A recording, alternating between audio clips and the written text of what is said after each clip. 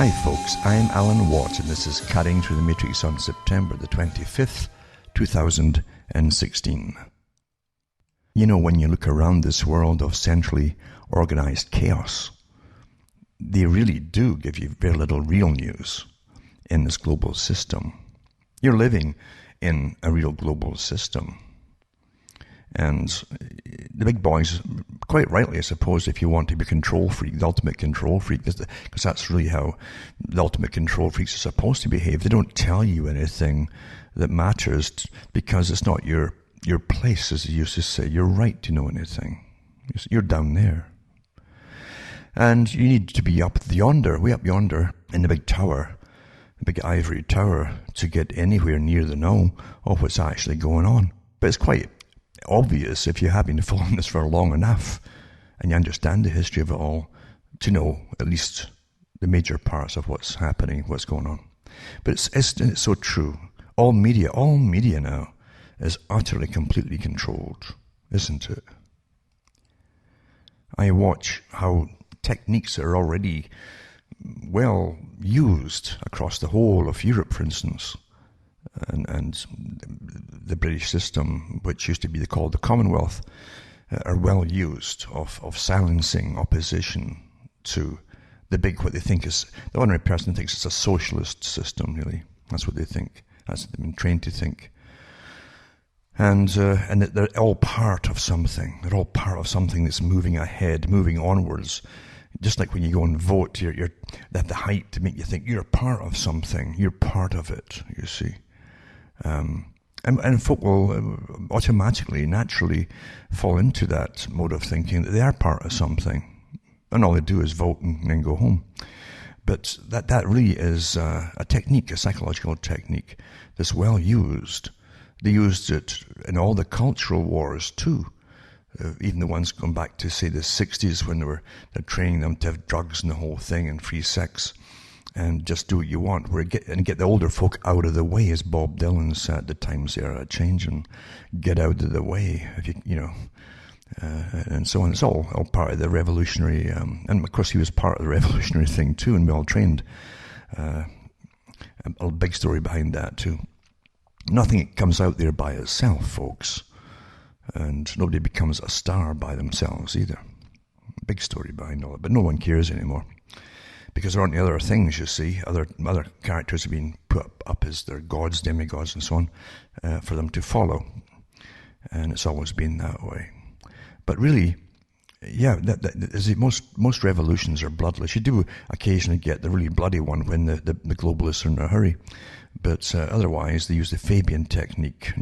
And Fabian, of course, was after the old Emperor Fabian of Rome, who believed in taking your time, undermine, before you don't just move into a country, undermine it psychologically, like psychological warfare and so on, make them become depressed with their present leaders and all that, and then you gradually take it over without sometimes even having to kill anybody. It's been awfully successful. And the big bankers have used this technique all along, because big bankers and big banking families have absolutely complete understanding of how the world works. It's their world, you see. That's why it works the way that they designed it to be. And everyone's living on this ridiculous thing called money, which no one can explain, of course. As long as it's there, they can use it, even though it's never worth the same thing from one day to the next. But that's another story too. But yeah, even governments are all set up to run on this thing called money, and to go and borrow it, even though they're taxing all their people into the grave and beyond, maybe, who knows. But this is the whole system we're taught as normal. Quite amazing, isn't it? What a fantastic magic act. But most successful acts in the world are big magic acts. You know, they really are. Your debt, what is your debt, for instance? You hear this nonsense about, oh, Britain, my goodness, oh my God, if Britain really is ahead with the Brexit thing, then, my God, you'll have $70 billion of trade deficit with the EU to start with. Well, if it was so great for Britain, why would they already have 78 billion in deficit? In other words, they're importing way more and giving out way more money than they're bringing in. That's been great for Britain, hasn't it? But there's no Britain. There's no real Britain as I knew it at all. It's got long gone. Long gone. And I remember watching a short documentary with the brother of Christopher Hitchens, and the brother is Peter Hitchens. Kind of opposite poles, you might say, on their opinions. Are all born only, I think, 3 years apart, and they lived through the whole decline of Britain and Europe and all the rest of it. But you find that Peter wanted to write some books that were considered right-wing. You understand, right-wing today simply is to be proud of your home and think it perhaps worth looking after to an extent, and don't completely throw your culture and your history down the toilet, you see. Because you've been trained to think it was all nasty and awful bad, all of it, you see, all of it. Which is nonsense. Absolute nonsense. Of course it's nonsense. And you must be an international. Well, he couldn't get any books published initially because, and he said that every publishing house in Britain basically would not take it on. They wouldn't publish anything at all that wasn't your standardized, far was considered far left today, which is Marxist, basically, Trotskyist. And it goes the whole way with a intelligent elite running the world because everyone else is too stupid. That's what it really means, to run it themselves, like Charles Galton Darwin said. It really should not get published. So you have to go along with the status quo, which is far left socialism, which is Trotskyism, which is ongoing Hegelianism, which is never-ending revolution. You've achieved this part of the revolution, now you need to go to war what you've achieved to get something out of it, which is the next part of revolution and all that nonsense, until you live in a life. But it's fantastic for the banks, because isn't it odd that they're always here, no matter what kind of system it is, they're always there. And they're always lending to all sides, even during wars, they lend to all sides. And there's no law that says they can't, because they run the law system as well, you see. And no one questions that, really. Everything's a con, as I say. And really, the elite, the high elite, who are stinking rich, after all, naturally, they don't even need money. They got it all. And if they want a few trillion, they just write a check for it one day and that's it. If they want extra, spending money, that's just how it really works. The whole thing's a racket. It's always been a racket, hasn't it? And with that kind of power, you can rent all the lesser racketeers and pay off their debts and to bring them on board and with their corruption and bribes and all that. And that's how this system works. Dress it up in fancy ritual for the public to see when folk are sworn into governments and make it really impressive looking. It's still what is it? It's the same thing. They're getting paid off and they've already promised to serve the same masters, whoever they happen to be. And who they're serving is never what you think your government actually is anymore. That's long gone. That's long gone. Anyway, as I say, the terminology keeps changing. As I say, at one time, being a nationalist meant that you were sort of proud of your country, and you thought it was worth looking after. Today, a nationalist is called fascist. Everybody's a fascist if you like your country, or you look back with pride down through the generations of your people, regardless of your working class. And all the struggles we went through is that's part of your history. Ordinary folk just getting through, to make you possible, which you are, And we're the last generation that even cares, because most folk don't want children, and they've been taught and trained to just to abort these little warts, They're a nuisance because your masters want less of you. And that's what it is. They want less of you. Over many, many years, I've read so many articles from their own documentation, official stuff, where they put it out right in your face, really. Right in your face, that they wish that you would just live to whatever age of retirement is, and die maybe a week before you retire. Then they can grab your money and use it for the greater good, which is their pockets, first of all, and anything left over they spread across the planet for bribing folk and so on. It's called loans. So everything is a true racket, you see, and that, unfortunately, is the way the world really is. As far as the masses go with whatever impresses them, and with whatever the conditioning has given them. You've all been conditioned. The TV viewers have all had the same, you might say, subversive education their whole lives long through TV. They don't know it. They really honestly don't know it. But most opinions, pretty well all their opinions, have come to them through osmosis, as Jacques Ellul says. They don't think or reason things through. It's just filtered in bits and bytes through the little things they hear on the news or documentaries and in movies. They implant the same things over and over and over until you think that my God, if you go to the coast of your country, you're going to see icebergs floating by it. I mean, this is how bad it is. You can convince them of anything at all. And I know that because I've seen the effects of it. Quite amazing. And remember what Hitler said too, if you lie to the public, you have to tell an incredibly big lie.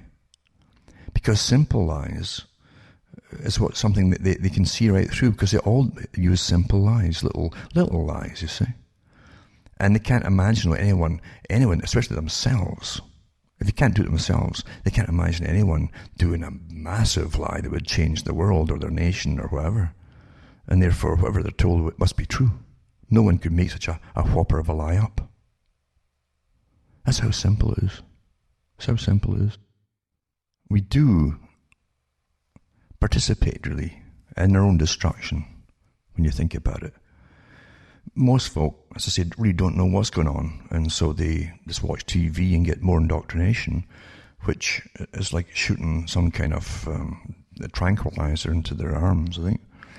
And at the same time, it's beautiful how it progresses. It keeps updating them with the new PC stuff, political correct chat and all that, and what to say, what not to say, and what to be even angry about, for instance, and who to hate. I mean, that's all part of it too, isn't it? If there's anything trying to get you to hate anything, you better ask yourself, who's behind this and why do they want me to hate whatever it happens to be? But this happens all the time in regular media, doesn't it? But I really think, as I say, we have to participate. Now, I think someone said a long time ago that you participate in your own destruction. And we do, don't we? We do. When you're given permission, for instance, and that's what the 60s was all about, giving permission and indoctrination as to how it should all happen into the youth at the time, of what they should do.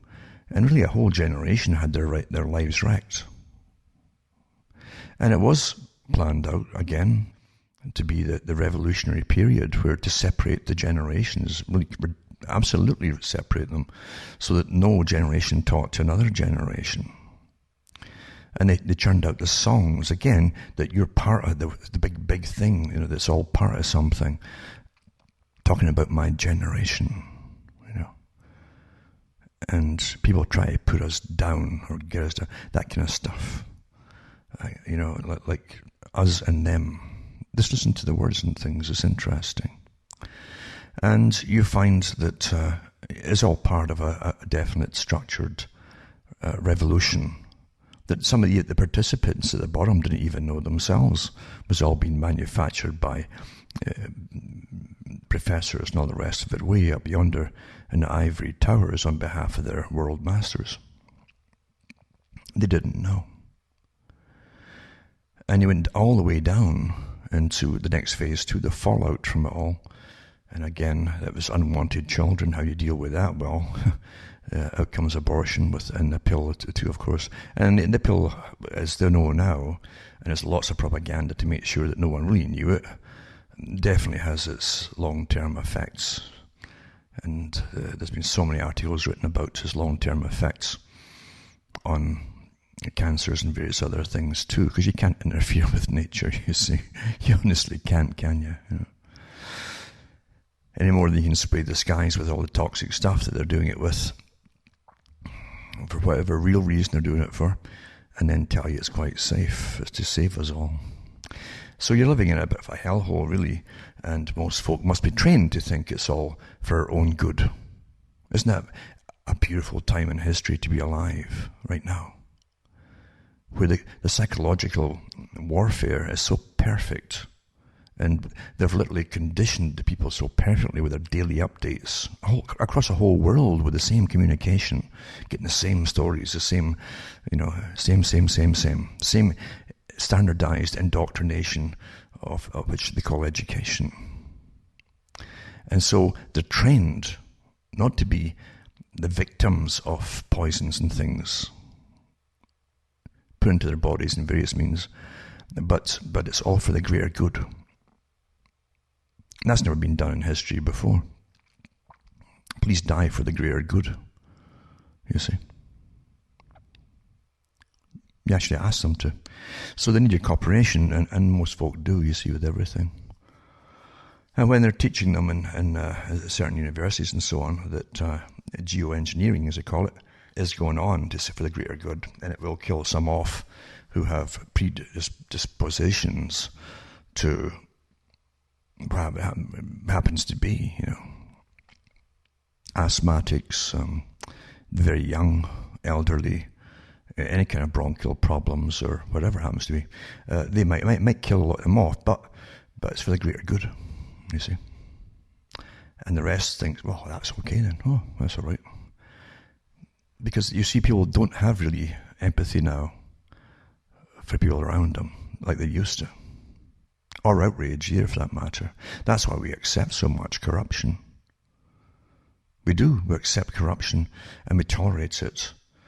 And I've heard people themselves who will say all the time, well, heck, if I was up there, I'd be doing the same thing myself.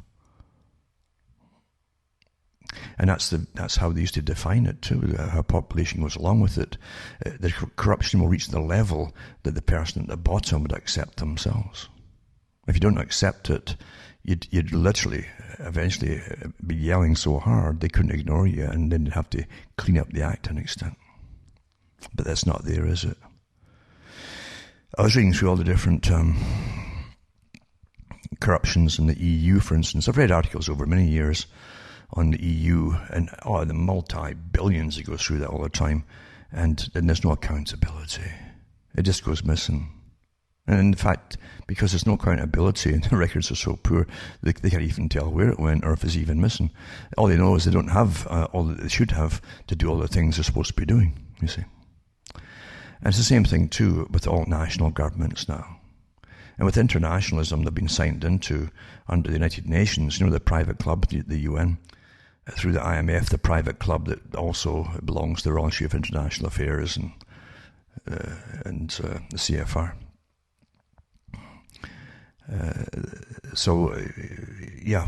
Every government acts like a big loan shark. They'll loan out money to other nations across the world through the IMF, and then the government too will borrow money to give to the countries, you see, through the IMF. And if the IMF knows darn well these countries cannot pay things back, so once you get the people under the thumb to pay, and they can't afford it, you see, then you make big demands on them. We want this, and we want that, we want. It's astonishing. They give all the resources away, yada, yada, yada. They'll take on other loans that they definitely can't pay off forever. They can never pay off. It's even better. That's what the bankers really want, you see. Because you are the de facto boss or dictator of that country when they owe you everything. And you think it's all done through altruistic, for altruistic reasons. We're helping them. And that thing is too, when they do say, we can't pay it back, and then they bring out their usual old aging pop stars to tell you, forgive the debt loans, forgive them.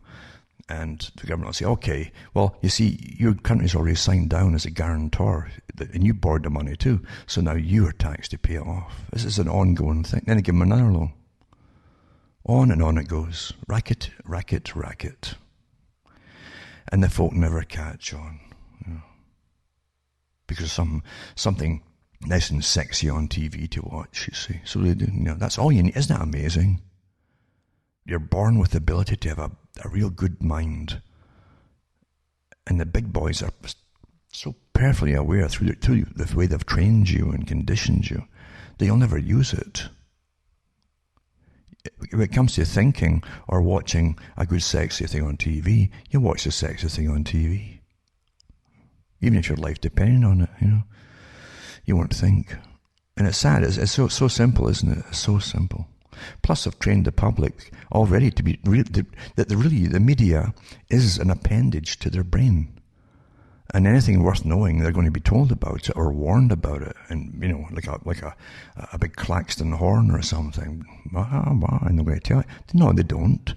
The media is a private organisation owned by really it's the same few people, really, a little club.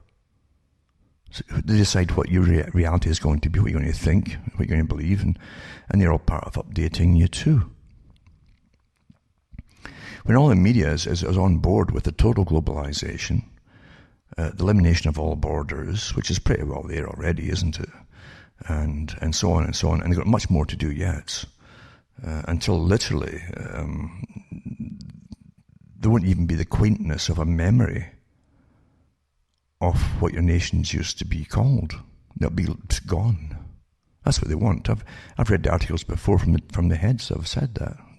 Some of the top characters, Von Rompuy was like that, of the EU. So you really are living through amazing times if you don't have a TV and you think and you watch and you read. You know, you'll have the ability to discern things. And it's nice just to have it. It's not a matter of what can you do with it. It's nice to have it, you see, and to be aware. Just being aware. See, being aware is natural. I've said many times that just watching the wild animals out there in the fields and in the hills, they're aware. They're not getting distracted or off watching porn or something. They're thinking. They've got to think to survive. Because if they stop thinking, someone's going to eat them. I went in the field sometimes, and you'll see the hawks circling around there, and the hawks swoop down every so often. They'll go, the bigger ones will go, or the falcons will go for the rabbits, you know, small rabbits. And the smaller hawks, the goshawks and so on, will pick up the mice or moles, anything that's on the surface. So everything's got to be aware, you see. And they calculate the running distance between point A and B, and they'll try to see if there's anything above there, you know, above them, that's going to swoop down. Is there anything in front or to the side of them is waiting to eat them as well in the tall grass? They're aware. And that's why they've survived all this time. For all the time they've been on Earth, is generation to generation being aware. If they were like humans and they had what you call free leisure time, they'd be all wiped out, no time at all. By the ones that are still aware, the bigger predators that are still aware, until they themselves get entertained or whatever happens to be, and then they die off. But humans know it's so easy to distract us, and there's nothing more cunning and dangerous than humans. The top predator on the planet. And we get a bunch of them together, they control the finances of the planet, the universities across the planet. When they own the military-industrial complex, they own all the big think tanks. They run everything on behalf of their masters, you see. And they look at the populations and they decide who they want, who they don't want, and all the rest of it. And they control the pharmaceutical industry, etc., etc., etc. They control what food you're eating and what it is you're eating. All these things, they can really do a number when you're not going to be aware, you see. Don't ever think that humans are all nice. They're not all nice. Never have been all nice. And they can turn fast. And there are those nutters out there that really want power. By any means and at any cost to you, they want power. It's a strange thing that every 20 years or so, if you mention something that's 20 or 25 years or more older, well, that wouldn't happen now. Well, what happened in 20 years, 25 years? That tyrants and psychopaths just sort of disappeared or something? What is it in people? What is it? When I've listened to some of the far, and that's all you'll see on say, British TV, for instance. Far. They call it left. It's the wrong description today. The hatred that they spout continuously about anybody at all. There's an opinion that doesn't fit their own. The hatred that they have is frightening. Frightening. And that's all you'll hear now. That's the normal. That's the normal. So when I say horrible things can definitely come along, and I mean it, then they probably will, you see. Yeah. Probably will. But the public are just like as I say, if the animals couldn't think they'd all be dead to be eaten. I've got a strange little character. I get little characters around here, little animals that really are quite something. I get some night squirrels. They're like little flying squirrels, but they come out at night only. They're not profuse, but I have got a couple once, and during the day I was out getting all dead wood, and this couple had made their home in this dead trunk. It was hollow, and one of them flew down. I thought, what big eyes, beautiful it was, and apparently they do have them in Ontario. And then I've had pals, I mean pals with little weasels that they turn into kind of ermines during the winter, and they get pure white, And if one gets in your basement, I'm telling you, it's no problem. It's very tidy and clean, and you won't get a mouse coming in all winter. You won't find one. No, they'll get eaten. So yeah, you can live alongside them, no problem at all. And also, this last couple of months, I've seen this thing going boing, boing up and down outside the back. And I just sat stunned as to what it was. What is that thing? And it would jump up maybe 1.5 feet sometimes above the grass. And it seemed to be almost like a round body with a long tail on it. And I couldn't figure out what it was. And then I did a search. It's a jumping mouse. A jumping mouse. I don't think they come into the house or anything, but I guess that's how it sees above the tall grass to see if there's any lying ready to eat it. It's very clever, isn't it? I mean, isn't that clever? That's nature again, you see. But humans? I don't think they ever really see what's coming, do they? Everyone's trained that science is going to save you, isn't it? Well, actually, science has been touted as though it's a god, you see. You can't argue with it, even though it's all theories and so on. And the theories keep changing with most of it too. But irrespective of fact, you find that we're all trained to just go along with, science, you see.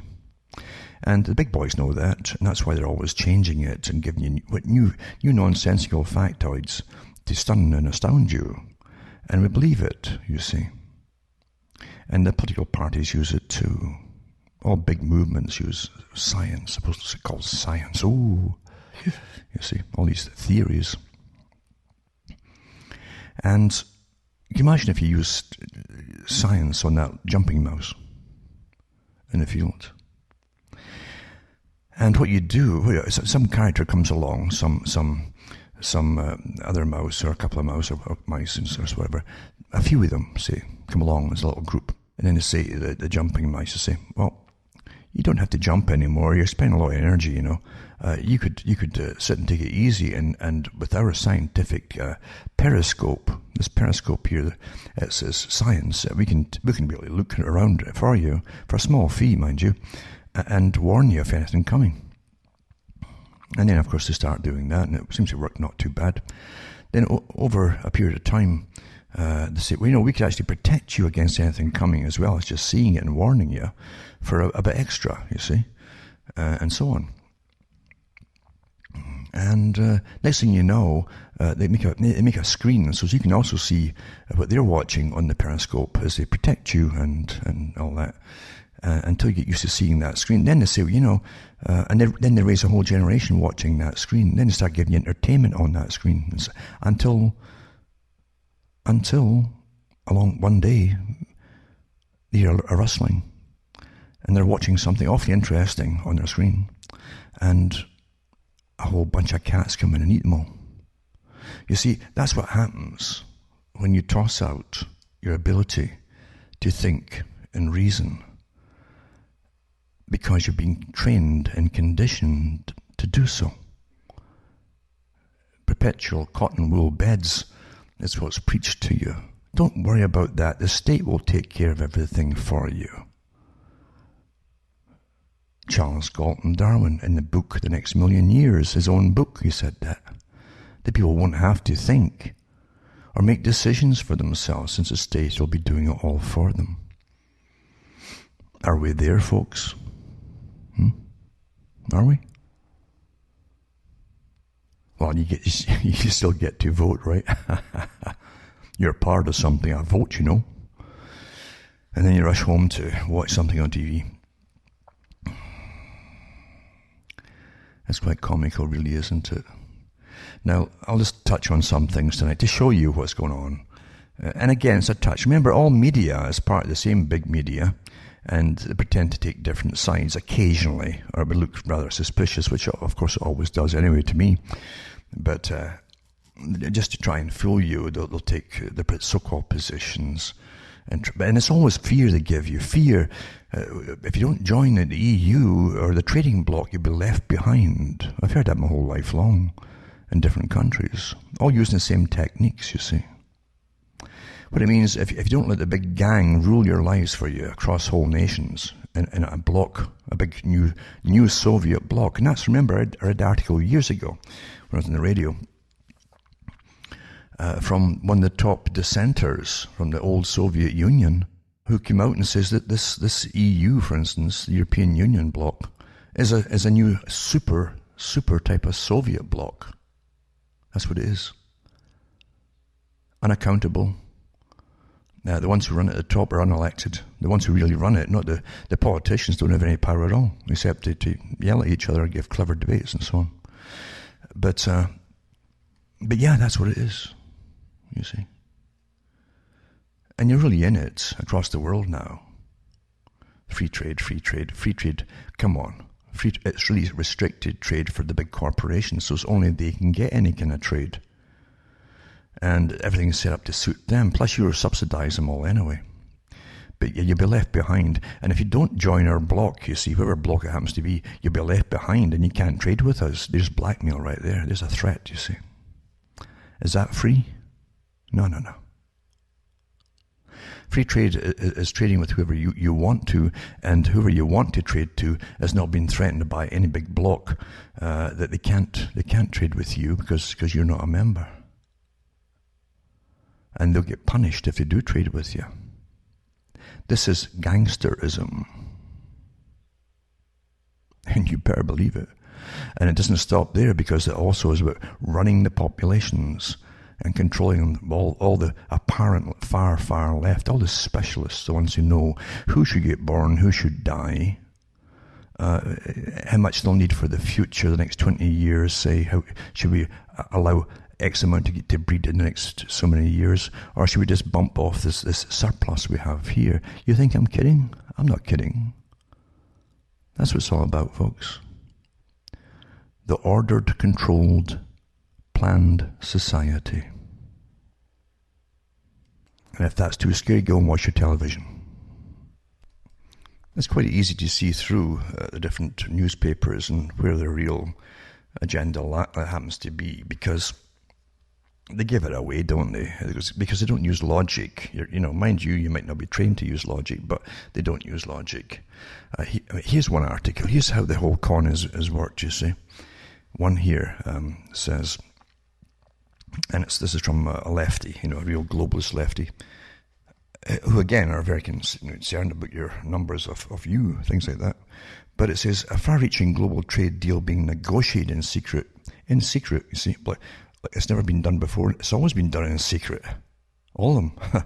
Could threaten the goals of the Paris climate deal by making it harder for governments to favour clean energy over fossil fuels. So suddenly, according to this group, this is actually the Guardian newspaper, they're on about all the different NGO groups that get paid by the big foundations. Read this kind of stuff, you see. It's almost like giving their marching orders and their thoughts for the day. So it's the secret trade deal, you see, could make it clean energy impossible. You see, that's all they care about, apparently, according to this article here. And it says, the Guardian, that saw a new economic union text seen by them would oblige signatories to work towards energy neutrality, etc. And they go through their terminology, which is always used in deals to get round things and all the rest of it. They always change the meanings of things and terminology, etc. And so all they're worried about here partly is that, they might have to go back to, or allow, or just stop. See, these characters want you to start freezing to death in the winter immediately by not being able to get clean energy, as they want to call it, you see. So you can't get clean stuff, then just die, don't pollute. We've been here for, how long we've been here on this planet, according to the far left? And fire has always been used, and the fires you don't start often happen naturally anyway. And they were having fires, and forest fires and so on, massive ones across the world before man was apparently here. So, there you go. But you're causing all. It's all your fault. Anyway, here's one article again too. Not joining the Trans-Pacific Partnership will cost Canada billions in economic growth. They could just swap the names in the countries and the TPP into other treaties that I've seen all down the years, my whole life long. The same thing. You know, fear, and you get the left behind stuff, no doubt. That's what they're really getting at, you see. And it says that joining the Trans-Pacific Partnership will generate long-term gains for the Canadian economy if you join it. Gains for whom? What is this economy, you know? What part of the economy they're talking about here? You know, there's nothing's ever said. It says Ottawa's remain non-committal in the TPP, which is nonsense, as we know. So this is not news either. And then this one here has Trump has forced establishment Republicans to switch sides in the TPP fight, you see. Has he forced them, or is this the fact they're running for something else now, local things, and politicians will change sides and opinions at the drop of a hat if it suits them? They always have, haven't they? Always have. That's the way things go. I'll put this link up too. And then the United Nations fears third leg of the global financial crisis. Anything they tell you, these globalists, is nothing but horror and fear. Horror and fear, you know.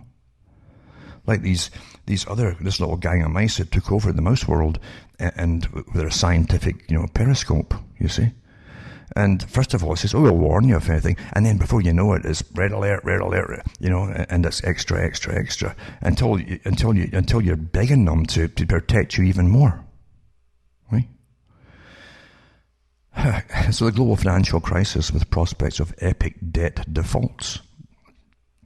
And the third leg of the world's intractable depression is yet to come. No, it's not. It's here. Everybody's depressed. If trade economists at the United Nations are right, the next dramatic episode may entail the greatest debt jubilee in history. It may also prove to be the definitive crisis of globalized capitalism, the demise of the liberal free market orthodoxies promoted for almost 40 years by the Bretton Woods institutions. Another little secret deal, folks. The OECD and the Davos fraternity. Alarm bells have been ringing over the explosion of corporate debt levels in emerging economies. Emerging economies, too, are also part of the emerging world, as they call them. That's where all your money is getting thrown, supposedly, for all these con rip-offs that the big corporations are doing. They get you to build factories in somewhere, you pay for all, in some third world country, and believe you me, the big corporations will make their money all right, but they'll leave a massive debt behind it all, and on behalf of the country that they've been in, and they're up to their eyes in debt, if they really believe in debt, that is. So here you are, damaging deflationary spirals cannot be ruled out. See, so that's good in its pictorial. You see that in your mind, like a dogfight between World War I biplanes or something. As they spin around and shoot each other, boom, and then you see one getting hit and it spirals, boom, way down there, boom. Well, so here you are. Here you've got the whole world here spiraling out of control because of something called debt. Everything just goes, that's it just spirals down through space because of debt. Yep. Which is a con game anyway. So is giving a country money. They don't give you money or it's back with nothing, so what do they give you? They give you a blip on a computer screen to the nation, and then the nation has to pay them back in real goods and stuff. You see. They don't want another blip getting sent back to them as payoff for debt.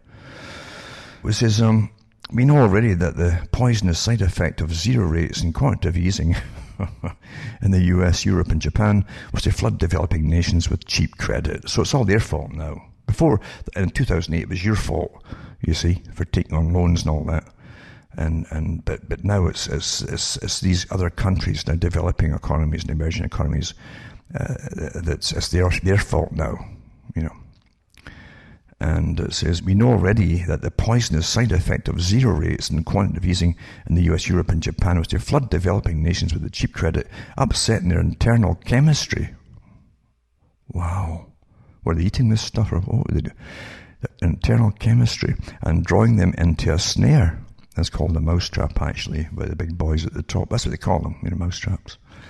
What is less understood is just how destructive this has been. Much of the money was wasted, skewed towards highly cyclical and rent-based sectors of limited strategic importance for catching up. Worse yet, these countries have imported the deformities of Western finance before they are ready to cope with the consequences. They've been encouraged from day one to just take on money. And you find too, it's all rigged in advance with a lot of the leaders of these places. On behalf of the country, they borrow the money, they borrow you into the grave. And of course, no one can ever find where the money went. This is the extraordinary result is that some countries are slipping backward, victims of premature deindustrialization, you see. So it's premature. I guess the UN wouldn't agree with that. Of course, or maybe they would just because they keep throwing money at countries that's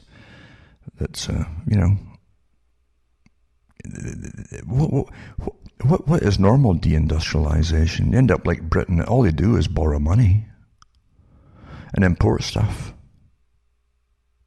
What happens when you can't import anything else and there's no economy at all? Service economies cannot last forever. It says many of them have fallen behind the rich world than they were in 1980, despite opening up their economies and following the global policy script diligently. A lot they're forced onto it by blackmail and all the rest of it too, by the big boys, big corporations, and the UN too, and IMF and so on. Interestingly, I was reading about some of these so-called, which were classes, third world countries that are now bringing in people from other countries to get money to come into their countries, have folks settled in them. And they've all been, and they have ecotourism. They're all signed on with the UN and all their agendas of the United Nations. So the UN's always into these countries big time. And so they have eco this and eco that. It's all part of them taking loans on if they agree. And the third world country, they already have all the PC stuff that you're hearing about in the news here, the proper bathrooms, if you understand what I mean. And they also have all the different kind of marriages. They're telling you up front, this is why you should go there. Because they have to tell you that, because you see, they've taken the loans on from the IMF, and the US especially, and I've read the articles on there, the US and IMF demand that you push all these things before they give you a loan. Huh? Was that quite something? Do they really know what's going on in the world? Do people really know? Do they think it, or do they care? Eh? Do they care? Do they care? There used to be one time, the pretense that we really care about you having money to feed your families will help you, Not now. Nope, now it's all this big wave of, PC updates and so on, and you better conform, and then we'll give you money, Then they'll give you the money, it's so rigged that you're paying way more back all the time until the whole country falls apart. See? But at least you'll have the proper bathrooms, maybe. But this is the farce, you see. We're living in farce, as you well know. And it is farce. Look up the meaning of farce. And then another article, the new TTIP, meet TISA, TISA, the secret privatization pact that poses a threat to democracy. What is democracy? The right to vote. And it says an international trade deal being negotiated in secret. It's a turbocharged privatization pact that poses a threat to democratic sovereignty and every concept of public services, campaigners have warned. This is not TTIP, the international agreement. It appears campaigners in the European Union have managed to scupper over similar concerns. This is TISA, a deal backed by some of the world's biggest corporations such as Microsoft, Google, IBM, Walt Disney, Walmart, Citigroup, and JP Morgan Chase. Your owners, in other words. And they want to give you all your thoughts.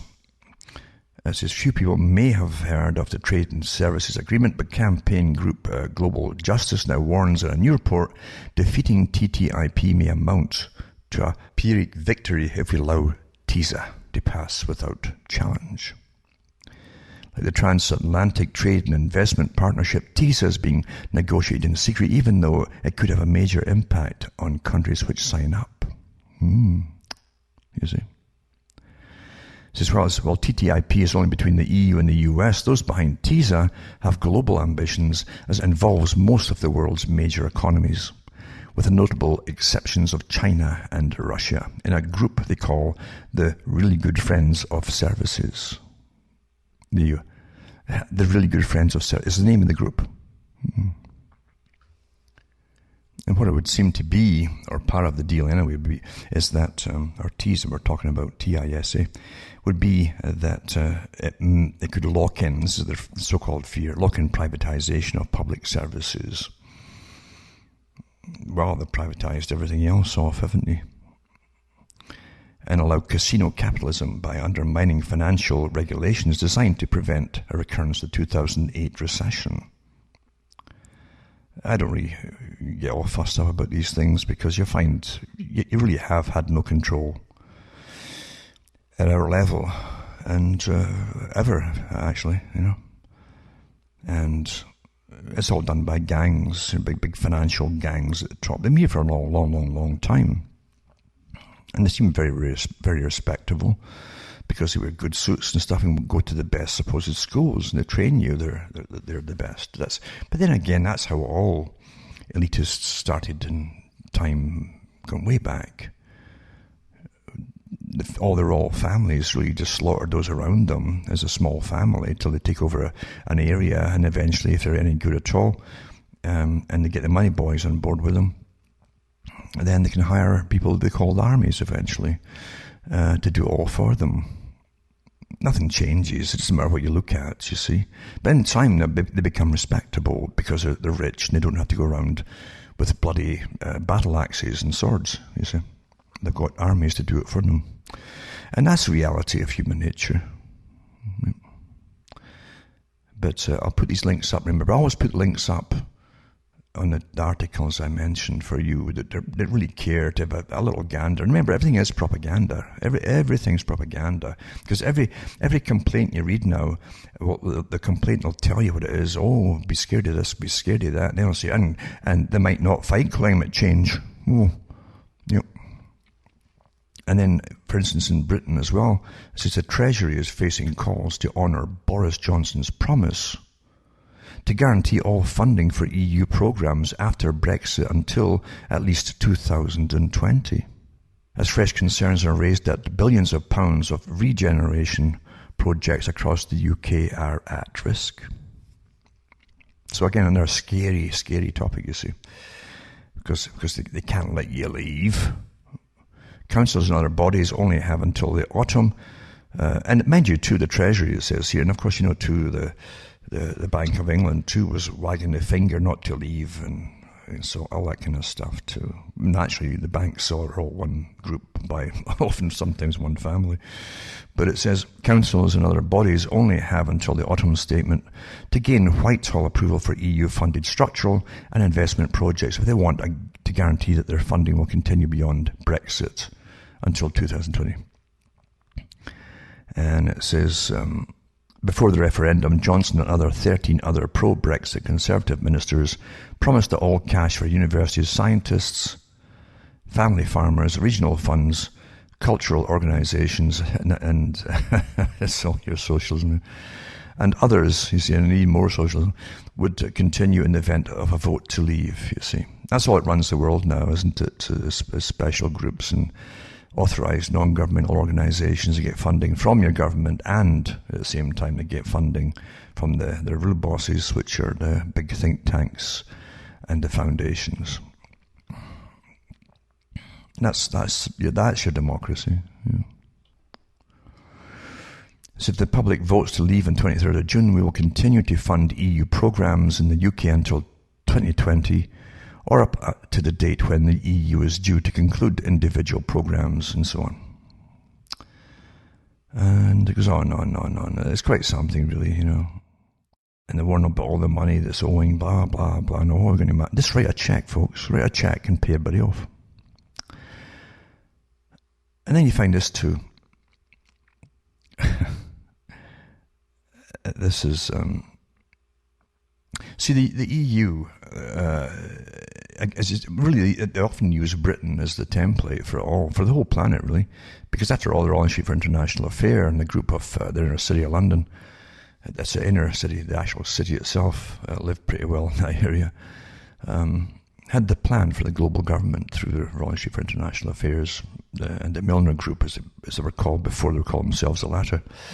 So, they've been awfully successful, mind you, and they didn't do it cheap and ad hoc. They did have to get the best indoctrinating scientists on board with them a long time ago, and paid them to study all of us to see how we tick, you see. Then they can use our natural inclinations against us all and steer us where they want us to go. It's been awfully good. But also, as I say, they're always on importing people from across the planet now. They've had so many scandals from bringing in doctors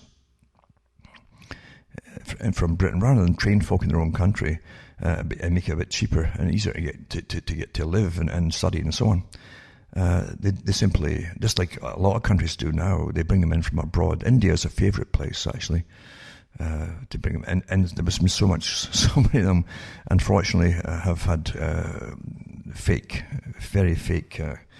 But put it this way, they're not really qualified, a lot of them, and it causes problems. They covered it up for years in Britain, and eventually they couldn't cover up anymore until they had to be more rigorous. So I don't know if they're now slipping again or what. It says patients are at risk from thousands of EU medics. It's a shock admission by doctors' watchdog over lack of basic safety checks. It says here that patients are at risk because thousands of the EU doctors can work in the UK without basic safety checks, a watchdog warns today. It says Neil Dixon, head of the General Medical Council, said the loophole should be closed after Brexit and labelled a real weakness when it comes to protecting the public. I hate this term, the public. It's just that you can't really relate to this term, can you, anymore? That's how they talk about us, the public. Where's the mass, the public? And they claimed that the repeated attempts to persuade the EU officials to let Britain introduce the checks had always been flatly rejected. Mr. Dixon said, "I'm not happy with the European doctor situation, haven't been for many years. Some European doctors, because we haven't checked their competency, may struggle when they practice here, and that could put patients at risk. Medicine is very culturally specific. Doctors who come in from other cultures can find it a significant challenge practicing in the UK. We're able to assess their language skills, but we cannot check their competency to practice. It's just that's just a reality. The European laws prevent the watchdog, which regulates doctors working in Britain, from testing the medical skills of those from the EU, as this would impede their right to freedom of movement." But the thing is, you see, they can come in, like the migrants come in too, from all over the world, into the EU, any EU country, and then they're applying to come into Britain, and they can't be refused, you see. So a lot of folk just die, patients. And that's again, well, and you can't make an omelette without breaking eggs and stuff like that. Although that's what you hear all the time now. It says the watchdog's own figures show that the EU doctors are twice as likely to be struck off, suspended, or given a warning than those from the UK. And even that, I'm sure, is just a matter of time before the UK as well is turning out the same kind of thing, Yeah. It says there are just over 30,500 EU doctors on the GMC's register who are licensed to work in Britain, and another 3,500 arrive each year. Where are they churning them out from? Well, just do your homework. They tell you where they're coming out from. Now, here's an article to see how the EU Parliament really cares about you. The EU cancer risk law causes uproars. 140,000 people trying to halt killer chemical policy. The bureaucrats in Brussels have been warned their plan to allow killer chemicals to enter the food chain will cause years of harm for millions of EU citizens. Well, Canada was a test bed for all the GMO stuff for years and years before it broke out from Britain that we were the test bed. The Canadian government wouldn't tell us. They made a secret deal, it said, eventually in the newspapers, with the big boys, the GMO boys, and all their pesticides and herbicides, to test it out in the Canadians. And of course, through the health system, they could study us all as we, have all these strange symptoms and die. That's how it works, isn't it? That's what you get when you toss out real old culture and affinity for people, and you raise science up to the level that it is. Bogus, although most of it is actually. Or at least a lot of it is. Anyway, that's pretty well it. That's all I have time for this weekend, as we hit really cold temperatures at night now, almost at the freezing mark, in preparation for the coming winter, which is going to be pretty bad this year, judging from all the different mice that are trying to get in here very early this year. And I'm watching the wasp nests outside, and they're really building them fast and furious, big time. So, all the wee signs and symptoms, and that's how it works. Anyway, from myself, Alan Watt, from Ontario, Canada, it's good night. May your God, or your gods go with you.